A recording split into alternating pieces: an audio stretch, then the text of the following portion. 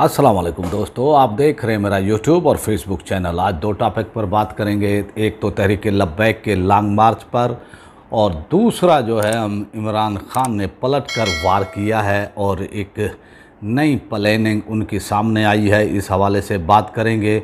और जिस तरह इमरान खान पर हुकूमत ने दबाव बढ़ाया था, वो उस दबाव से आहिस्ता आहिस्ता बाहर निकल रहे हैं। आते हैं अपने पहले टॉपिक यानी इमरान खान के हवाले से ही, और आपसे को ये बताते चलें कि आज ज़मान पार्क में एक सहाफ़ियों के डेलीगेशन यानी वफ़द ने उनसे मुलाकात की है, और इनमें सीनियर सहाफ़ी हज़रात वो शामिल थे। उन्होंने इमरान खान की बॉडी लैंग्वेज के हवाले से भी बताया कि उनकी बॉडी लैंग्वेज जो है ठीक थी, और उनकी बॉडी लैंग्वेज से उन पर जो है कोई परेशानी के आसार नज़र नहीं आ रहे थे। जो सूरत हाल उन्होंने यानी जो पिछली वो सूरत हाल रही है, जिस तरह से पीटीआई के लोग जो है वो छोड़ कर जा रहे हैं, इस हवाले से उन्होंने वो बताया है। और तफसीली बातचीत हुई है, उनकी गुफ्तगू हुई है। ये कमरे में जो है गुफ्तगू नहीं हुई, और उन्होंने जो है बाहर गुफ्तगू की है, और वहाँ पर एक पखा लगा हुआ था और कुर्सियाँ लगी हुई थी, वहाँ पर वो साफ़ी हज़रात बैठे और खुलकर जो है बातें हुई हैं। और इमरान खान ने ये कहा है कि वो सरप्राइज़ देंगे। पहले हुकूमत के इक़दाम थे, हुकूमत की बारी थी, उन्होंने जो है खेल खेला, अब वो सरप्राइज़ देंगे, और सरप्राइज़ भी ऐसा देंगे कि हुकूमत याद रखेगी। तो इस तरह क्योंकि सूरत हाल इमरान खान के लिए, उनकी पार्टी के लिए जिस तरह से ये रही है कि एक के बाद एक उनके रहनुमा, उनके यानी टिकट होल्डर, और इसी तरह उनके साबिक MNAs MPs जो है पार्टी को छोड़ कर जो है वो जा रहे हैं। लेकिन इमरान खान हैं कि वो इस पर जो है परेशान नहीं है। उन्होंने जो है बस ये कहा है कि मुझे शीरी मज़ारी के जो है PTI छोड़ जाने से जो है बहुत अफसोस हुआ है, दुख हुआ है। इस हवाले से उन्होंने यही कहा। इससे पहले भी वो कियानी साहब के बारे में जो है वो कह चुके हैं कि कियानी साहब जो है उनको छोड़ गए थे, और उनके वो बारे में भी कह चुके हैं, और अब उन्होंने शीरी मज़ारी के बारे में कहा। तो अब उनकी एक प्लानिंग, और उन्होंने अपनी पार्टी का जनरल सेक्रेटरी जो है वो बना दिया है। इससे पहले असद उमर वो जनरल सेक्रेटरी थे, और उन्होंने इस्तीफ़ा दे दिया था ओहदे से, कोर कमेटी से भी। तो इमरान खान ने जो है इस ओहदे को फुल यानी फ्लिप कर दिया है, और अब जो है इस यानी उमर अयूब खान को जनरल सेक्रेटरी PTI का बनाया है, और एक कमेटी भी बना दी गई है शाह महमूद की क़यादत में। और ये कहा उन्होंने कि अगर मुझे गिरफ़्तार कर लिया जाता है, अगर मुझे नाअहल कर दिया जाता है, तो शाह महमूद कुरैशी, परवेज़ खटक साहब, इसी तरह असद कैसर साहब, हलीम आदल शेख साहब, ओन अब्बास बप्पी साहब, हमाद अजहर साहब जो है ये PTI को देखेंगे शाह महमूद की क़यादत में, सीनियर रहनुमाओं की ये क़यादत में, उन्होंने कहा। और फिर उन्होंने ऑफ द रिकॉर्ड भी कहा, और यानी साफ़ी हज़रात को ये भी कहा कि कुछ लोग जो है उनको इल्म था कि वो दोनों जानिब जो है विकेट के दोनों जानिब खेल रहे थे, हुकूमत को भी वो इतलात वो पहुँचाते थे, और हमारी साइड पर भी थे।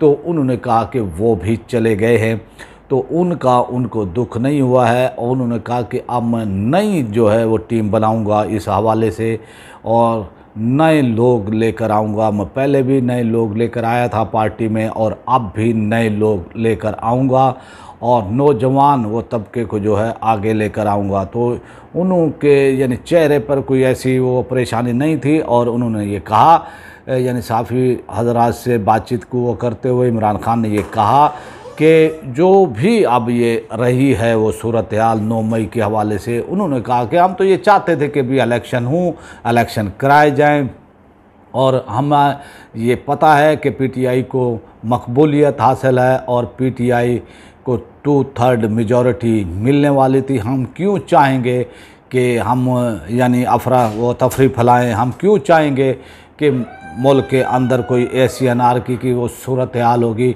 उन्होंने ये कहा कि जब से उन्होंने पीटीआई की बुनियाद रखी है वो पुरअमन रहे हैं और हमेशा से पुरअमन उन्होंने दर्ज दिया है, कभी भी जलाओ घिराव से उनका ताल्लुक़ नहीं रहा है। और उन्होंने ये भी कहा कि इसका फ़ायदा जो है यानी पीडीएम उठाना चाहती है, ये एक उनकी वो प्लानिंग थी। इसकी आड़ में पूरे पाकिस्तान में पीटीआई के ख़िलाफ़ क्रैक डाउन किया गया है, उनके रहनुमाओं को गिरफ़्तार किया गया है, उनको जेलों में बंद किया गया है, उनको मारा पीटा गया है। ये सूरत हाल जो है उन्होंने कहा कि नाकाबिले बर्दाश्त है। और फिर उन्होंने कहा कि बग़ैर तहकीकात के, बग़ैर किसी जुडिशल कमीशन के किस तरह पीटीआई पर इल्ज़ाम लगाया जा सकता है।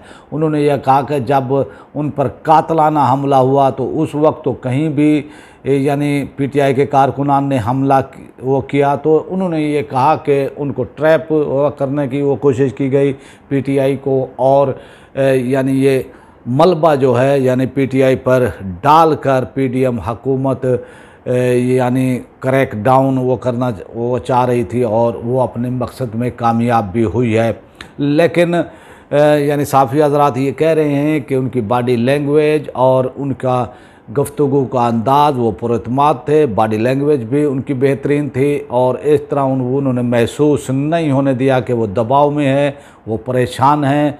वो नए आज़म से जो है यानी टीम उन्होंने जनरल सेक्रेटरी का ऐलान किया है, उमर अयूब खान साहब का, और इसी तरह यानी मरकज़ी टीम का ऐलान किया है कि शाह महमूद कुरैशी साहब, परवेज़ खटक साहब पीटीआई को वो चलाएंगे। तो इस तरह उन्होंने जो है हुकूमती इक़दामात को अब काउंटर करने के लिए, क्योंकि अब 9 मई के वाक़यात पर जितना वो दबाव यानी पीटीआई पर था, पीटीआई के लोगों पर, उनके कारकुनान पर था, अब वो आहिस्ता आहिस्ता जो है वो बाहर निकल रहे हैं। खौफ की फ़ज़ा जो है वो दम तोड़ती जा रही है, लोगों में अब खौफ ख़त्म होता जा रहा है। और अब एक नया सर्वे आया है यानी पीटीआई के हवाले से कि पीटीआई और ख़ासकर इमरान खान, पहले इनको 70% हिमायत हासिल थी आवाम की, अब सर्वे में बताया गया है कि 80% जो है उनको हिमायत हासिल हो गई है।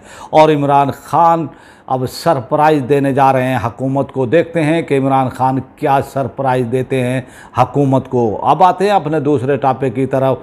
तहरीक-ए-लब्बैक ने एक लॉन्ग मार्च किया है महंगाई के हवाले से, पाकिस्तान बचाओ के नाम से, और उनका ये लॉन्ग मार्च आगाज़ उन्होंने किया है कराची से। 22 मई को उन्होंने आगाज़ किया है और अभी तक उनका लॉन्ग मार्च आप देख रहे हैं कि सिंध में ही जो है उनके शहरों में घूम रहा है। और आप देखें कि कराची से शुरू होने वाला ये लॉन्ग मार्च हैदराबाद, मीरपुर ख़ास, नवाबशाह, गंबट और छोटे बड़े शहर सिंध के जो है आने वाले, तो एक माहौल जो है सिंध के अंदर जहाँ पर पीपल्स पार्टी की हुकूमत है, और यानी आप वो देखें कि पीपल्स पार्टी वहाँ से कामयाब होती रही है। अब जो तहरीक-ए-लब्बैक का ये लॉन्ग मार्च है कराची से शुरू होने वाला, कराची में भी खातर खा आवाम थी, मुतासर कुन आवाम थी, और इसी तरह हैदराबाद के अंदर भी उनका जो है पुरतपाक इस्तकबाल किया गया।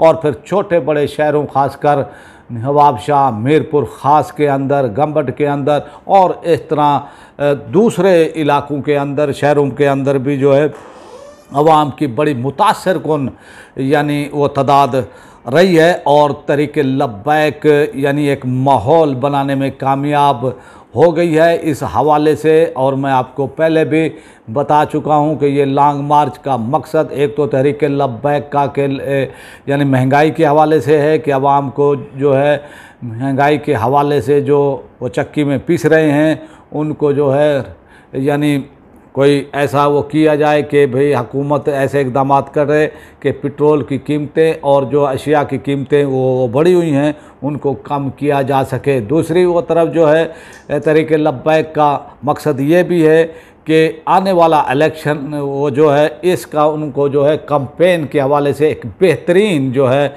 यानी मौका मिला है और इसका भरपूर फ़ायदा उठा रहे हैं अल्लामा हाफ़िज़ साद हुसैन रिजवी साहब और उनकी शूरा जो है तहरीक लब्बैक की। और जिस तरह से अवाम आ रहे हैं सिंध के जो यानी देहात के इलाके हैं, गांव हैं, जो भी रास्ते में आ रहे हैं, यानी वहाँ पर तहरीक लब्बैक के रहनुमाओं का, टीएलपी के रहनुमाओं का पुरतपाक इस्तकबाल किया जा रहा है। और जब वो पंजाब में होंगे तो ये पंजाब के शहरों से होते हुआ फिर ये इस्लामाबाद तक वो जाएगा। और अभी तक इसका यानी ये नहीं है कि ये कब इस्लामाबाद वो पहुंचेगा।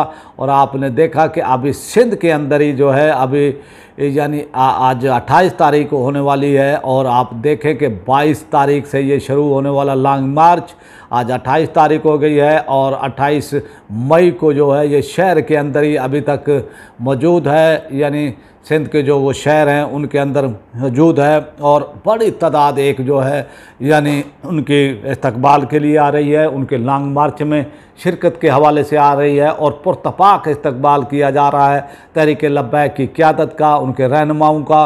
और एक बड़ी तादाद जो है तहरीक लब्बैक के साथ है, और उन्होंने अपनी मौजूदगी का सिंध में भी जो है एहसास वो दिला दिया है। और ये एक बहुत अच्छी हिकमत अमली है तहरीक लब्बैक की इस हवाले से, और वो कवर करते आ रहे हैं शहरों को भी।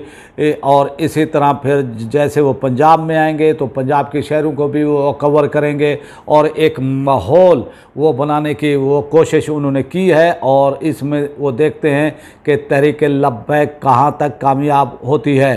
अब आपसे चाहते हैं इजाज़त, और आपसे यानी रिक्वेस्ट है जिन्होंने मेरे चैनल को सब्सक्राइब नहीं किया वो मेरे चैनल को सब्सक्राइब कर ले, बेल आइकन को प्रेस कर दे, वीडियो को लाइक भी करें, इसको ज़्यादा से ज़्यादा शेयर भी करें, और अपने राय का इजहार कमेंट बॉक्स में लाजमी करें ताकि हमें आपका फीडबैक मिलता रहे। पाकिस्तान जिंदाबाद।